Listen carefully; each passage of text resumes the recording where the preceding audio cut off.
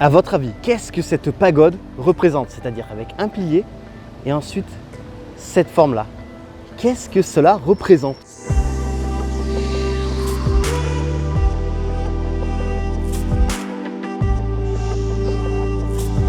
Salut les amis, c'est Monsieur Puss et dans cette vidéo, je vais vous faire découvrir un quartier en dehors des sentiers battus d'Ho Chi Minh Ville, anciennement appelé Saigon, et cela grâce à la nouvelle ligne de métro. Et c'est parti, je viens d'arriver dans le quartier de Thu Duc. C'est un quartier un peu éloigné du centre-ville, mais facilement accessible maintenant grâce au métro.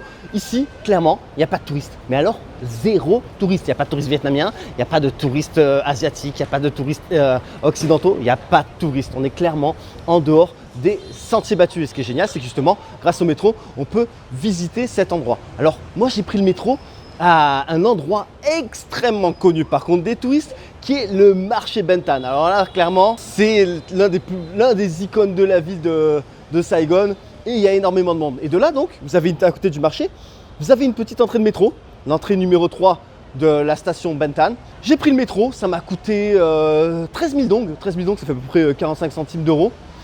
Et en quoi 15 minutes, je suis arrivé ici à Thu Duc. Puis bon, entre temps, ce qui est bien, c'est que j'ai pu profiter de la vue depuis le métro, parce qu'en fait, le métro, il a une toute petite partie souterraine et après, c'est une partie surélevée.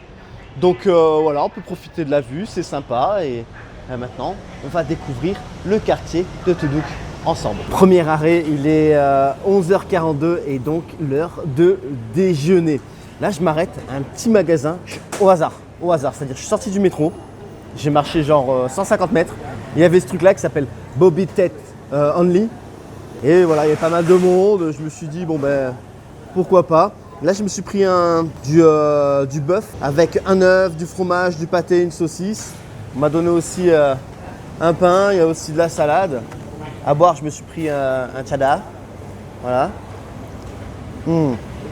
C'est toujours très rafraîchissant. Enfin bon, le tout, ça m'a coûté 77 000 dong. Ça fait genre 2,50 €. Je vous mets le prix exact juste ci-dessous. Mais bon, c'est bien beau de savoir le prix. C'est bien beau de connaître le nom de l'endroit. Mais est-ce que c'est bon? On va goûter à ce... Ben, c'est pas une grosse tranche de steak, hein. C'est un petit beefsteak. Vous imaginez bien que pour 2,50 €, vous n'allez pas avoir une entrecôte de 300 grammes. Et donc, qu'est-ce que ça donne? Ah bon, là, c'est chaud. Oh, c'est chaud. C'est en train de bouillir comme ils l'ont servi. C'est servi dans une assiette en fonte. Et ça continue à cuire. Oh là là. C'est bon. Franchement, c'est bon. Parce que ça cuit dans sa sauce. C'est bon. La viande, elle n'est pas caoutchouteuse. Je vais pas dire la viande, elle est fondante. Mais franchement, relativement tendre, pas caoutchouteuse. Ça passe super bien. Par contre, si vous venez ici, attendez. Là, j'ai foutu en l'air la moitié de mes papilles. Waouh. Après, vous n'êtes pas obligé de manger là où j'ai mangé. Hein. Donc moi, j'ai mangé ici. Mais regardez, vous arrivez là, vous avez un autre petit resto, vous voyez, qui font ce genre de plat avec les petites cuisines comme on s'imagine à la vietnamienne. Vous voyez, voilà. Et ça ne veut pas dire que c'est pas bon. Hein. Là-bas, un peu plus là-bas, il y a un stand de banh mi. Donc voilà, marchez. Si un truc qui vous plaît, arrêtez-vous et déjeunez. Moi, je vous dis, c'est le premier que je suis arrivé, il y avait du monde, je dis allez, c'est parti, l'estomac qui a parlé, bam. Et franchement, c'était bon. Là, je continue pour aller au prochain arrêt et franchement, je suis dans une rue, mais regardez, super sympa quoi. Avec tous les arbres comme ça, cette rue bordée d'arbres. Là, ils ont repavé chaque côté des trottoirs et tout. Il y a pas mal de magasins, il y a pas mal d'endroits où manger. Hein. Donc comme je vous ai dit, de toute façon, hein, si vous ne voulez pas vous arrêter là où j'ai déjeuné moi, du choix, vous allez en avoir. Clairement. Et voilà, là, la petite rue, c'est calme. Alors voilà, il est midi forcément. Soit les gens sont au travail, soit ils sont en train de déjeuner. J'imagine que entre 6h et 8h du matin, ça doit être une fourmilière. Mais voilà, c'est calme, c'est très agréable. Hein. J'adore cette rue, franchement. Elle est géniale. Tous ces arbres. Est-ce que vous voyez, c'est propre comme c'est propre. C'est super. Franchement, ça faisait 6 ans que je n'étais pas venu dans ce quartier. Wow, ça a vachement changé. Hein. Enfin, déjà, de ce que je vois là, ça a changé quoi. J'adore les cafés vietnamiens, les petits coffee shops vietnamiens, j'adore trop. Là, justement, je vais en aller vous amener à un où je suis allé il y a 6 ans, j'espère qu'il est encore ouvert et qui est super sympa. Là, sinon, regardez, Celui-là, il est sympa, sur 2 étages. Avec... Là, on peut boire le café. Hello. On peut boire le café là et tout, c'est sympa. Regardez, là, il y en a un autre. Un petit couvert. Mais attendez, on va regarder déjà de là-dedans, comment c'est. Ouais, c'est cool, hein. C'est mignon, je sais pas, c'est relax. Moi, j'aime beaucoup. Vous en avez un là, beaucoup plus simple, mais qui est sympa. Vous avez il y en a encore un là. Non, mais le Vietnam, c'est le pays du café. De toute façon, je l'ai déjà dit dans plusieurs vidéos, le Vietnam, c'est le 2e plus gros producteur de café au monde. Le premier étant le Brésil, le 2e étant le Vietnam. Regardez, il y en a un autre là. C'est pas cela. J'espère vraiment que le café que je vais aller est ouvert. Et regardez, là, il y en a un autre. Vous voyez, c'est ah mais et là il y en a un qui est intéressant. Koi Café, ça doit être avec les. Ben, là aussi d'ailleurs il doit y avoir des. Ah ouais, là aussi ils ont des. En fait regardez là, c'est des plateformes. En fait les gens ils mangent là. Où là vous avez la table. Et là il y a les poissons. Là il y a les poissons, c'est des bassins. En fait vous avez tous des tables au milieu des bassins avec les poissons autour. C'est génial. On va regarder celui qui est en face. Donc, il s'appelle Koi Café. Bon, ouais, Koi pour les carpes Koi. Alors qu'il y en a un juste là, celui que je viens de vous montrer. Et là, il y en a un qui a ouvert juste là. Montrez un peu comment il est. Ah, ouais, c'est un peu. C'est le même concept. C'est le même concept. Ah ouais, bah, les gosses, c'est sûr, ils sont en transe là. Là, les gosses, ils sont sûrs, ils sont en transe. Donc, ouais, on a les poissons. Et vous avez des plateformes là. Des plateformes là. Et pareil avec les. On va voir, on va visiter. On va visiter. Et ça c'est super chill, hein. Vous voyez? Ouais, voilà, vous avez des plateformes. Voilà, les enfants ils sont en transe là, les gosses, hein. Oh, il y en a un, il est énorme là. Oh, mais c'est un serpent des mers, ce truc là. Il est là, regardez. Regardez ça. Oh, il est énorme.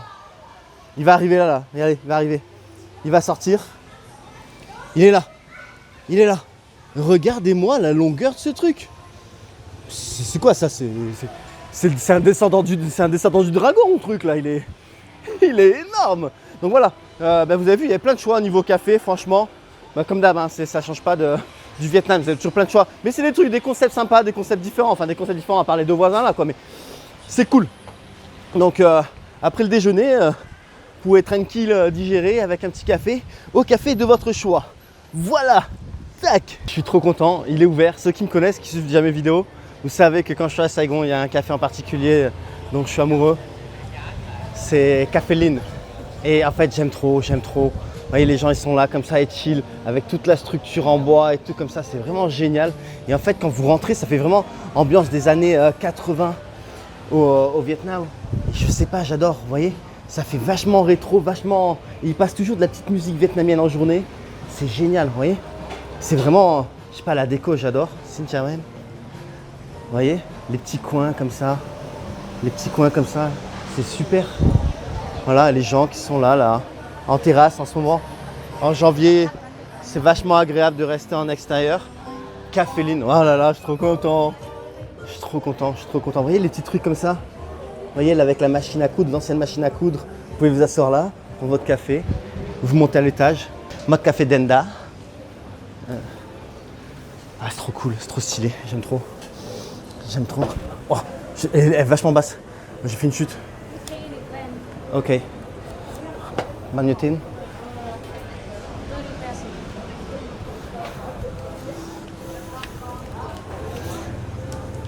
Yeah, man.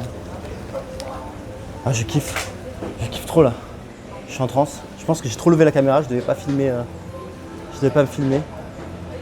C'est en fait, je vous jure, ça c'est l'un de mes rêves en fait, d'un jour vivre au Vietnam et avoir un café de ce genre comme ça, tout en bois, déco rétro, petite musique vietnamienne, du temps que j'étais même pas né, ça se trouve. En fait, je m'en fous même de faire de la thune, par exemple. Vous voyez, c'est genre j'ai mon café, je sers des gens, je parle et même si je gagne pas d'argent, enfin juste de l'argent pour vivre, hein, mais je m'en fous complètement d'être riche. Juste si le business, il perd pas de la thune, je vous jure, je kifferais, je me sens trop bien dans ces genres d'établissement. Et c'est pour ça que à Saigon, quand je suis à Saigon, Le matin, c'est là que vous me trouvez. Il y en a 3. 3 dans le centre, il y en a plusieurs, mais dans le centre, il y en a 3. Et à chaque fois, j'alterne un peu. Je sais pas, c'est bizarre comme sentiment parce qu'en fait, j'ai un sentiment mélancolique d'une époque que je n'ai pas connue. Mais en fait, c'est à travers beaucoup de films que j'ai vus, des films vietnamiens, que j'ai vus grâce notamment à mon ancienne copine. Et je sais pas, ça me plongeait. Et c'est pas des films de guerre, hein. Moi ça m'intéresse pas les films de guerre. Déjà j'aime pas la guerre, c'est normal, ce qui me semble assez logique. Hein, toute personne logique ne devrait pas aimer la guerre.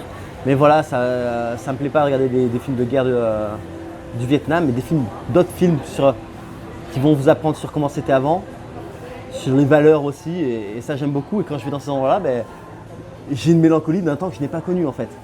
À cause des films, c'est dingue. Ça y est, j'ai mon café, donc j'ai pris un café noir. Et alors ici, peu importe la boisson que vous prenez, ça a toujours servi avec un thé glacé.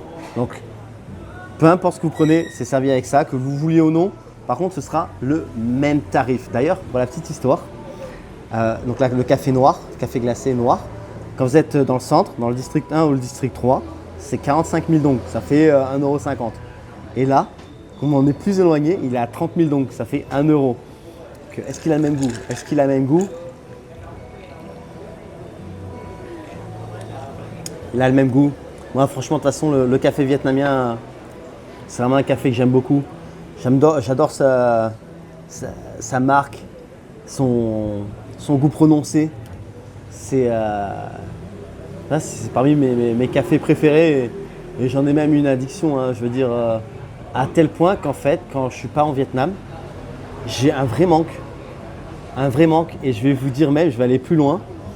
Il y a plein de raisons pourquoi je veux vivre au Vietnam. Il y en a plein et j'ai pas assez de doigts et il me faudrait des centaines de doigts pour que je vous dise toutes les raisons. Mais le café, ça en fait partie. Et notamment le café dans cette ambiance-là. Tous ces petits cafés vietnamiens et tout, ça fait entre autres partie des raisons qui font que j'aime le Vietnam et que j'ai envie de venir vivre au Vietnam. Alors attention, hein, je veux pas venir au Vietnam, vivre au Vietnam parce que je veux boire du café. Non, mais je veux dire, il y a plein de raisons et c'en est une dentelle quoi. Regardez, là je sors du café et il y a ces petits stands de bouffe, vous voyez, c'est pas compliqué, hein. Petite cagette en polystyrène et en plastique et elle met ses fruits dessus. Et je trouve ça tellement beau, moi, les fruits tout plein de couleurs et tout, vous voyez, regardez. Du rouge, du jaune, du vert, on a de l'orange, c'est tellement beau. Voilà, là on a celui qui vend les... Et alors, là vous avez le stand de fruits, là en même temps vous avez le monsieur qui imprime. Là, on a celui qui vend des noix de coco, il y en a des noix de coco, hein. Mais lui qui fait le coiffeur. Là, qu'est-ce qu'elle fait? Là, elle fait des jus. En fait, c'est ça le Vietnam. Il y a des business de partout. Il y a toujours un truc pour vous attraper l'œil. Voilà. C'est pas vous allez faire une balade et vous allez rien voir. Peu importe où vous allez, il y a toujours des business. Vous allez voir les gens travailler, leur quotidien. Vous voyez, comme la dame, Xin Chao, comme la dame qui fait sa vaisselle là. C'est vraiment, comment dire, vous pouvez pas vous ennuyer en fait. Vous pourrez vraiment pas vous ennuyer. Regardez tous ces magasins. Vous voyez, là c'est fermé. Il y en a qui sont fermés. C'est la pause du midi. Peut-être qu'ils vont ouvrir ce soir. Vous voyez, vous avez des mini-cafés. Là, c'est vraiment un tout petit café avec les mini-chaises à la vietnamienne, les mini-chaises avec les mini-tables. Voilà, là un petit bazar qui vend un peu de tout. Voilà, une genre de supérette de rue. Je sais pas si on peut dire ça, supérette de rue, mais je pense que vous avez compris ce que je veux dire. Là, regardez, on a le petit magasin qui vend des plantes et des poteries. À l'intérieur, on a des poteries. Vous voyez, c'est très sympa. Oh, regardez-moi cet arbre. Regardez-moi cet arbre, qu'est-ce qu'il est beau, notamment avec le pot. Le pot est magnifique, hein. Le pot est magnifique. L'arbre comme ça, c'est très très beau. Donc vous voyez, vous avez plusieurs poteries, toutes les plantes et tout. Donc voilà, franchement, promenez-vous comme ça, sans but précis et observez. Et franchement, vous allez voir des choses. Vous allez voir des choses, c'est certain. Ciao. Vous allez voir des choses, c'est certain. Regardez, là, encore un café. Encore un café là. Il y a un café. Non mais les cafés au Vietnam, c'est clairement pas ce qui manque. Les gens, ils me voient tous en train de me filmer et tout. Ouais, il est sympa, regardez, c'est sympa, on va regarder. Vous voyez, petit café comme ça. Vous voyez? Regardez. Voilà. Ah, des cafés, là, il y en a pour tous les goûts. Des cafés, il y en a pour tous les goûts. Hein. Il y en a pour tous les goûts. Hein. C'est vraiment génial. Après 5-10 minutes de marche depuis le café, je viens d'arriver à cette pagode, la pagode à un pilier, qui est la copie de la pagode à un pilier de Hanoï. Donc oui, il y en a aussi une ici à Saigon. Et regardez-moi ça, franchement, c'est pas trop beau comme ça avec la météo, le ciel bleu, le petit étang comme ça. C'est j'aime beaucoup, hein. J'aime beaucoup. Et ceci a une signification. Ils n'ont pas fait une pagode à un pilier pour rien. Non, non, c'est la signification. Je vous explique de suite. Vous allez voir qu'en fait, c'est pas bête. C'est très simple à comprendre. En fait, ce pilier, le pilier unique, représente une tige. Et cette forme-là, donc la pagode sur le dessus, représente une fleur. Et cette fleur, c'est le lotus. C'est le lotus, une fleur emblématique du Vietnam. Donc, on a la tige du lotus qui sort de l'étang avec la pagode en elle-même qui représente la fleur de lotus. Donc, la pagode à un pilier aussi bien à Hanoï qu'à Saigon représente la fleur de lotus. Ils ont même fait une plateforme pour que les filles fassent les photos avec la pagode juste comme ça. Là, il y a sa copine qui la prend en photo. C'est-à-dire que là, le temple a pensé littéralement à faire une plateforme pour que les gens fassent des photos. C'est dingue, c'est dingue. Énormément de Vietnamiens qui viennent faire des photos. Ils sont tous habillés avec la tenue traditionnelle et ils viennent faire des photos. Regardez, il y en a de partout. Il y en a de partout. Elles sont partout. Alors maintenant, je vais vous montrer un peu plus le temple parce que bon, il n'y a pas que la pagode à un pilier ici. Donc ça vaut la visite. D'ailleurs, je vous marque le nom du temple juste ci-dessous. J'ai peur de l'écorcher et que Bouddha m'en veuille. Donc, vous voyez, déjà quand vous arrivez, alors moi je suis arrivé par derrière. En fait, quand vous venez du café, vous arrivez comme ça. Donc je suis rentré par derrière. Et vous voyez, l'entrée normale c'est ici. Vous voyez, donc on va faire comme si on rentrait normalement. Vous voyez, et on va commencer la visite de cette manière, à main levée. Donc, en fait, même devant, il y a des gens qui font des photos. Donc en fait, vous arrivez, vous avez la grande porte comme ça, et on y va. Donc on rentre, et dès que vous arrivez, vous voyez donc la pagode à un pilier. Hein, on continue, on va aller dans les bâtiments qui l'entourent, qui sont derrière plutôt, qui l'entourent. Mais qu'est-ce que je raconte? Les bâtiments qui sont derrière. Vous voyez, les filles, elles prennent même des fleurs et tout pour faire des photos. Et donc on a, en premier, quand vous arrivez, vous avez cette fameuse pagode à un pilier qui représente le lotus. Très belle, hein, moi j'adore. Hein. J'adore, je la trouve trop belle. Ensuite, derrière, on a ce qu'on pourrait appeler le bâtiment principal. Le bâtiment principal, on va rentrer à l'intérieur. On va donc se déchausser et rentrer à l'intérieur du bâtiment principal. Il y a une petite musique, je vais parler pas trop fort.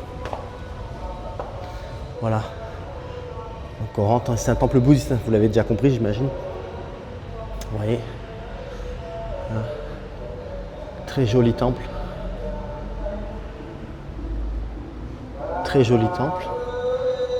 Là avec on a la cloche. Vous voyez. Très sympa. On va ressortir. On va continuer la visite en passant sur le côté. Regardez ces lanternes en plastique avec Bouddha en bébé. On va continuer. Oh, regardez-moi ça, regardez-moi ces bonsaïs. Ça, je serais un mec blindé, j'aurais une villa avec un jardin, je mettrais ça. Regardez. Je les trouve tellement beaux. Comme ça là. Avec les racines qui emprisonnent le vase. Mais c'est d'une beauté. On va regarder de l'autre côté. Là, il y aura le soleil qui tape dessus, ça fera encore plus beau. Voilà, regardez celui-là, là, regardez. Regardez-moi ça là. Comme ça, regardez le moine qui transporte ses balais. Voilà, vous voyez, le monsieur qui transporte les balais. Hein, c'est parti pour un peu de nettoyage. Franchement, c'est pas trop beau, c'est pas trop magnifique. Hein. Donc là, c'était le bâtiment principal. On continue hein, parce que c'est pas fini. Hein. Il y a toujours des filles qui font des photos, toujours, ça c'est un classique. Hein. Donc là, vous avez une pièce, mais c'est plus un lieu de comment dire, avec des tables pour manger, une genre de cantine. Donc là, vous avez une grosse statue de Bouddha. Voilà, une grosse statue de Bouddha avec les offrandes, hein. Donc les fruits et l'encens. L'encens très important. Alors en fait, l'encens, ça sert à transporter vos prières et vos offrandes. Pourquoi? En fait, la fumée, quand vous le faites de brûler l'encens, la fumée va aider à transporter dans l'au-delà, au ciel, vos prières et vos offrandes. Voilà, donc c'est pour ça qu'ils utilisent tout le temps de l'encens. Et regardez, même le plafond est peint. Voilà. On continue hein, parce que c'est pas fini, hein, c'est pas fini. Donc là, alors regardez ça, alors cet arbre. Il y a un arbre là qui me fait délirer. Il y a un arbre qui me fait délirer. Je l'appelle l'arbre coucougnette. Vous allez comprendre de suite pourquoi. Non mais sérieux, on dirait pas une paire, hein? Donc voilà. Non mais alors ça se mange pas, hein, je crois que ça se mange pas, mais regardez, c'est dingue quand même cet arbre. Tous ces fruits là, c'est dingue. Donc après regardez, là c'est pas fini, hein. C'est pas fini, vous avez encore une pièce ici. On va rentrer. Donc là c'était la première salle que je vous ai montrée. Là on a une deuxième salle, hein, avec plusieurs statues. Voilà. Là c'est la deuxième salle. Voilà, avec plusieurs. Ici il y a plusieurs statues. Vous voyez? Plusieurs statues. Là on va se rapprocher, Donc là, ils prient des ancêtres. C'est des gens qui ont dû payer un peu plus pour mettre leur ancêtre dans cette pièce ici. Vous voyez? Et voilà, donc là, vous voyez toutes ces statues. Hein, on retrouve toujours les offrandes. Hein, donc ils offrent, vous voyez, aussi des boissons. Pas mal de boissons. Là, c'est du thé ici, c'est du thé. Hein, voilà, en offrande. Là, on a encore du thé. Toujours ces genres de gros pamplemousses. Et là on a encore, regardez ce très beau bambou, comme c'est beau, bien décoré. Ces pousses de bambou magnifiques. Là voilà, vous voyez. Très beau, hein. Très beau lieu, très beau lieu. Vraiment. Regardez, il y en a encore là, il y a encore des statues avec des offrandes de riz. Vous voyez. Part et d'autre, des gens qui ont offert du riz. Et là, donc, encore des statues. Donc, dans les temples au Vietnam, on retrouve encore des inscriptions chinoises. Parce qu'il faut savoir que ce sont les Français qui ont changé l'écriture chinoise à l'écriture, enfin ces caractères chinois, à l'écriture telle qu'on a aujourd'hui au Vietnam. Parce qu'ils ne comprenaient rien et donc forcément, ils ont voulu adapté à leur manière avec cette orthographe, quoi. Et d'ailleurs, c'est l'un des seuls pays de ce bassin avec l'Indonésie à avoir une orthographe grosso modo avec nos lettres, quoi. Avec nos lettres à nous, parce que bon, vous allez en Thaïlande, au Cambodge, en Birmanie, au Laos, c'est un alphabet complètement différent. Vraiment complètement différent, mais même en Indonésie avant et à Bali, vous trouvez encore des inscriptions qui ressemblent un peu. Ça ressemble, c'est-à-dire qu'en fait, ça ne veut pas dire que c'est pareil, mais ça ressemble. Si on devait donner une ressemblance aux Thaïlandais. Voilà, c'est donc, comme il y a eu les Hollandais en Indonésie et donc en Malaisie, vous avez les Portugais aussi en Malaisie, si je me rappelle bien. Les Français qui sont venus ici au Vietnam principalement. Parce qu'ils étaient aussi au Cambodge et au Laos, mais c'est pas resté, parce qu'en fait ça datait d'avant l'Indochine. Hein. L'alphabet tel qu'on voit aujourd'hui date d'avant l'Indochine. C'est pas quand ils ont fait déjà leur colonie, les Français, qu'ils ont mis l'alphabet tel qu'on voit aujourd'hui au Vietnam. Non, c'était avant ça. Donc regardez, ceci dit, là, je vous ai mis 10 ans à vous expliquer mon truc, mais non, mais regardez-moi ça si c'est pas beau. Regardez-moi ça si c'est pas beau. On continue, hein, parce que c'est pas fini. Hein. Donc moi, je suis rentré par là. Vous voyez ? En fait, là, c'est la rue. Quand vous partez du café et que vous longez, vous allez tout droit, vous arrivez par là. Voilà, donc là, on a l'arrière du bâtiment que je vous ai montré. Encore des filles là-bas qui font des photos, elles font délirer. Et voilà, vous avez une petite stèle. On a une stèle ici. On a encore une statue de Bouddha. Vous voyez, il y a plusieurs bâtiments. Là, il y a une toute petite pagode. Vous voyez, sur plusieurs étages. Hein? On va aller voir si c'est ouvert. On va aller voir si c'est ouvert. Rentrer à l'intérieur. Hein? Il y a pas mal de matériel d'autour. Genre ils ont déménagé des choses. C'est pas ouvert. C'est pas ouvert. Là c'est quoi là? Qu'est-ce que c'est ici? Ah c'est le. Ah ouais c'est pour le. Alors vous voyez, vous avez plein de. C'est là où ils prient leurs ancêtres. Vous voyez là, il y a plein de photos. J'ai pas trop envie de m'approcher non plus pour garder un petit côté respecter un peu. Et vous voyez, il y a pas mal de photos. Et c'est ici qu'ils viennent déposer des offrandes pour prier leurs ancêtres. Donc voilà, c'est à peu près tout. On a le jardin là c'est la grosse pile de bois. Regardez là, c'est la pagode. Enfin une autre pagode là, à plusieurs étages. On va essayer de monter. Hein. On va essayer de monter. On a vu ça, ouais, ça on l'a vu. On l'a vu. Voilà, ça fait une visite à rallonge, hein, à main levée comme ça. Ça se trouve, il y en a la moitié qui sont partis, que j'ai donné mal à la tête. Enfin, donc on va voir là, on va monter, on va voir ce que ça donne. S'il y a quelque chose ou si c'est fermé. Ça c'est, il y a un escalier qui s'est ouvert. Voilà. En fait, j'ai le droit à faire une erreur une fois. Dans la vie, vous avez le droit à faire une erreur une fois. C'est-à-dire que là, s'il y a quelqu'un qui me fait une remontrance, tu peux pas y aller. Je peux dire, pardon, je ne le savais pas. Par contre, ça marche une fois, ça marche pas deux fois. C'est-à-dire que la deuxième fois, je pourrais pas dire, pardon, je ne le savais pas. Non, parce que je le savais. C'est tout fermé, c'est tout fermé. C'est tout, ouais, c'est bétonné, enfin bétonné s'il y a des briques. Voilà. Ça c'est la nouvelle mode. Les blindés vietnamiens, ils adorent se faire des maisons comme ça. Ils adorent, une avec un dôme là, on avait une autre là-bas. C'est la mode chez les blindés vietnamiens. Continue, hein. Continue. Ouais, mais il n'y a pas d'entrée. Hein. Là, je suis au plus proche des toitures. Voilà. L'arrière du temple. C'est incroyable, il n'y a pas d'entrée. Ah si, il y a une entrée. Bon, mais c'est verrouillé. Ah, on peut voir un peu. Vous voyez? Il y a plein de poteries. Il y a tout plein de poteries. Ah ben, il y a plein de poteries. Non, mais qu'est-ce que je suis bête. Non, mais je suis un débile. Il y a plein de poteries. Ben ouais, c'est des urnes. Non mais, oh là là. Non mais qu'est-ce que je vous ai dit, il y a plein de poteries, c'est des urnes.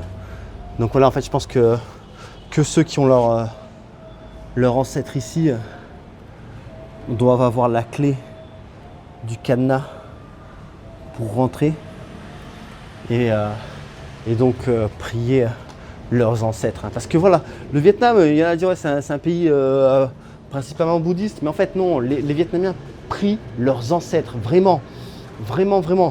C'est ça le numéro un qui, comment dire, plus que Bouddha, plus que tout, plus que Jésus, parce que oui, il y a beaucoup de catholiques.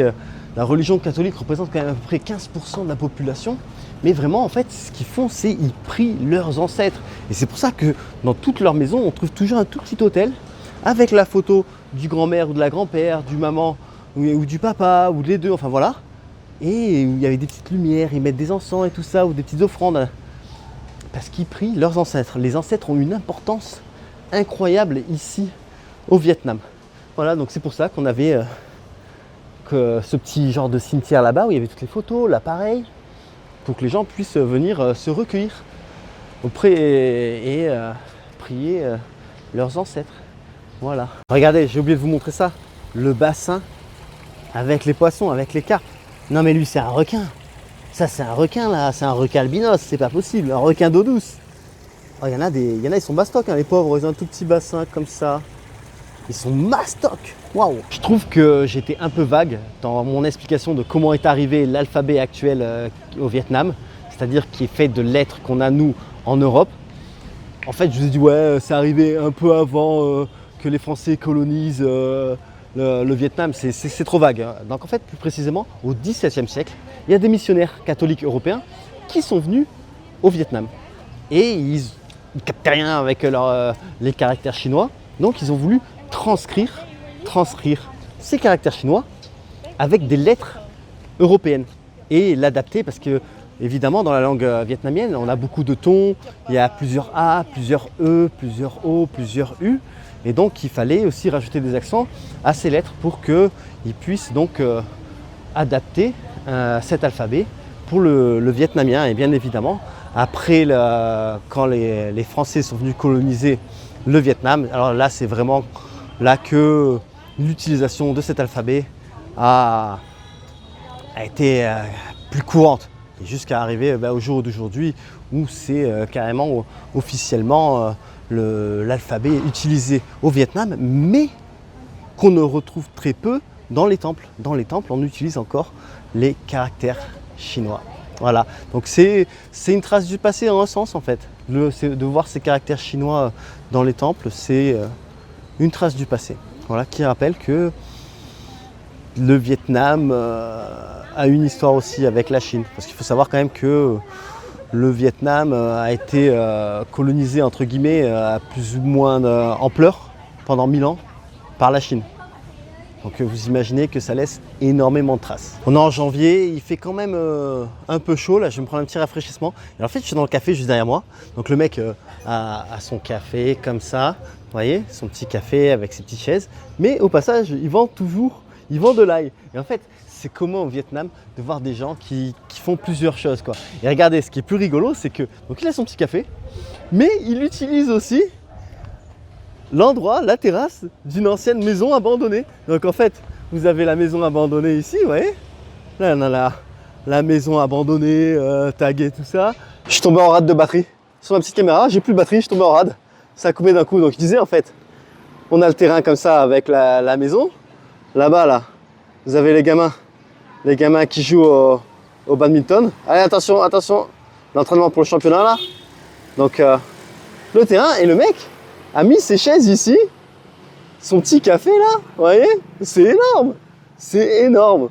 Il y a pas, moi ce que j'aime au Vietnam, c'est que encore, je sais pas pour combien de temps, mais tout est possible, entre guillemets, tout est possible, entre guillemets, hein.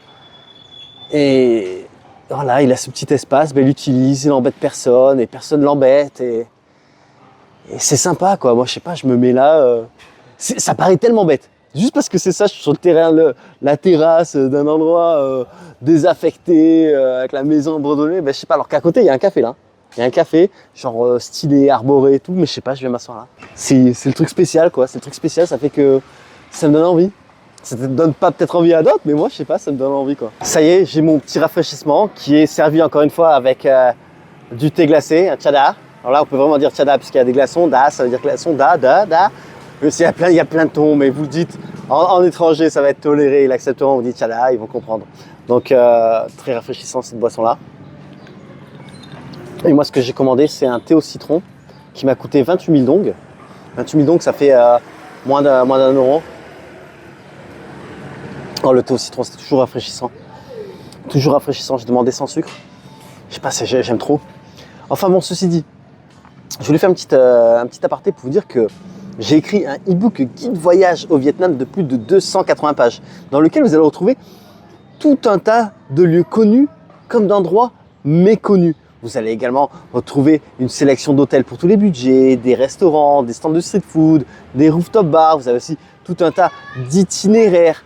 Franchement, c'est un e-book super complet et qui sera votre meilleur compagnon pour votre prochain voyage au Vietnam. Donc si vous désirez vous le procurer, c'est très simple. Vous allez sur mon site www.monsieurpost.com et en 2 temps 3 mouvements, vous avez votre meilleur ami pour votre prochain séjour au Vietnam. Ceci dit, c'est déjà la fin de cette vidéo. Je sais, c'est juste une demi-journée, mais au moins ça vous montre que maintenant, plus facilement qu'avant, grâce au métro, on peut explorer la ville de Saigon. Et vous n'êtes pas forcément obligé de venir à Tuduk comme je vous montre dans cette vidéo. Vous pouvez vous arrêter au hasard dans un quartier grâce au métro et visiter. Et puis si ça ne vous plaît pas, vous ressautez dans le métro, vous allez voir un autre quartier. Et puis ça ne vous plaît pas, vous retournez dans le centre, peu importe. Mais donnez-vous la chance de découvrir des lieux différents et vous n'allez pas le regretter. Vous voyez, comme ici, le petit café qui était sympa. Cette pagode là, qui savait qu'il y avait une pagode à un pilier aussi, la copie du pagode à un pilier qui retrouve à Hanoï. Est-ce que vous le saviez qu'il y en avait une comme ça à Saigon? Vous voyez, sortez un peu des lieux touristiques, même si attention, les lieux touristiques sont aussi à voir. Moi je suis pas le genre de personne qui va dire ouais c'est trop touristique, je veux pas le voir. D'une déjà, moi je suis un touriste pour commencer. Alors il y en a ils vont dire non moi je suis pas un touriste, je suis un voyageur. Ok, ça c'est parce qu'ils veulent se donner bonne conscience. Non, on est tous des touristes. Hein. Et je veux dire, par exemple, le marché Bentan vaut d'être vu. La poste centrale de Saigon vaut d'être vue. Notre-Dame vaut d'être vue. La place Nguyen vaut d'être vue. La balade le long de la rivière Saigon vaut d'être vue. Il y a des touristes, mais ça ne veut pas dire que ça ne vaut pas le coup. Par contre, c'est aussi sympa pour découvrir une autre facette de la ville, de pouvoir sortir en dehors des sentiers battus. Ceci dit, c'est donc vraiment la fin de cette vidéo, mais les aventures au Vietnam continuent, les aventures en Asie continuent aussi, et donc si vous désirez ne rien manquer, n'hésitez pas à vous abonner, et je vous dis à la prochaine sur ma chaîne La Bizette. Je vous remercie d'avoir regardé cette vidéo, j'espère qu'elle vous a plu et qu'elle vous sera utile pour votre prochain voyage. À bientôt.